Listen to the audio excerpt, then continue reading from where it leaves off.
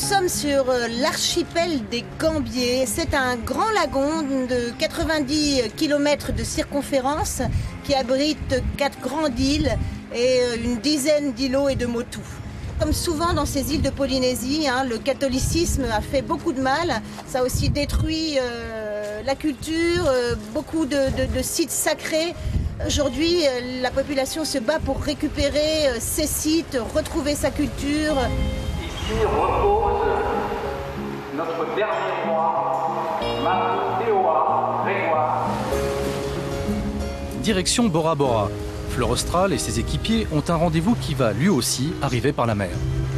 Et là, nous arrivons à Fakarava, passe sud. Nous sommes déjà venus il y a presque 3 mois. Parce que nous avons fait une boucle. Le courant devrait être bon, doit être à basse mer, l'étang de basse mer. Courant rentrant, ça devrait aller. Ce rendez-vous vers lequel ils se dirigent, ils vont l'avoir avec Planète Solar. Un incroyable bateau imaginé par un Suisse, aventurier et ingénieur. Un bateau qui fonctionne à l'énergie solaire. L'ambiance est à la fête sur le quai. L'idée originale, c'est de faire un tour du monde en 8 mois. On est parti de Monaco et après on a fait Tanger. On a traversé l'Atlantique direction Miami. On s'est arrêté à Saint-Martin pour valider le record de traverser l'Atlantique en bateau solaire. Et après, depuis Miami, on a fait Cancun, conférence sur les changements climatiques. Carthagène, Canal de Panama, Galapagos. Puis après, les Marquises, Tahiti. Et puis on est ici. Voilà.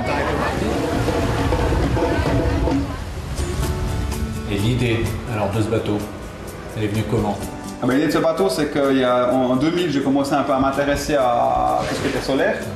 Je me suis dit, si un jour je peux faire quelque chose pour montrer que finalement la technologie, on l'a, ça fonctionne. Mais personne ne le sait. Ouais. Voilà. Donc j'avais envie de faire quelque chose. Le bateau, je me suis dit, c'est le moyen le plus extraordinaire pour aller proche des gens. Tu vas au cœur des villes, puis tu peux les prendre à bord. On a pris des chefs d'État ici, tu les prends à bord, tu leur montres. Tu as vu maintenant depuis Monaco avec ce bateau. L'idée du bateau solaire, contrairement au voilier, c'est qu'un voilier, l'énergie du vent, tu ne peux pas la stocker. Donc tant que tu as du vent, ça fonctionne bien. Le bateau solaire, il y a cette différence, c'est que nous, on peut stocker l'énergie du soleil dans nos batteries. Donc on peut être en quelque part hybride. On peut, ici dans les îles, avec des faibles distances, même s'il fait mauvais temps, même la nuit, on navigue. Voilà, ouais. On n'est pas lié à des paramètres météo. On a 12 tonnes de batterie au lithium-ion et qui nous permettent d'emmagasiner cette énergie de jour qu'on peut réutiliser lorsqu'il y a moins de soleil.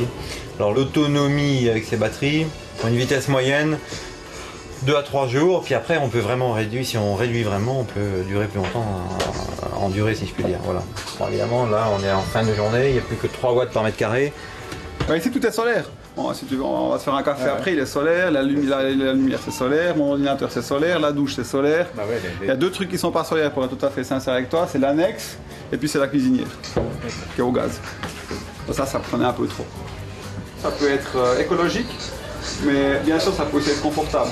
Et ce qu'il faut essayer de montrer aux gens, parce qu'ils croient que c'est écolo, ça veut dire que c'est pas confortable, ça fonctionne pas. C'est fiable, c'est confortable. En plus, en termes économiques, c'est intéressant parce que nous, là, on va faire le plein, ça ne nous coûte rien. Voilà. Philippe est passionné par la visite, mais Fleur Austral s'apprête à reprendre la mer pour quelques semaines encore.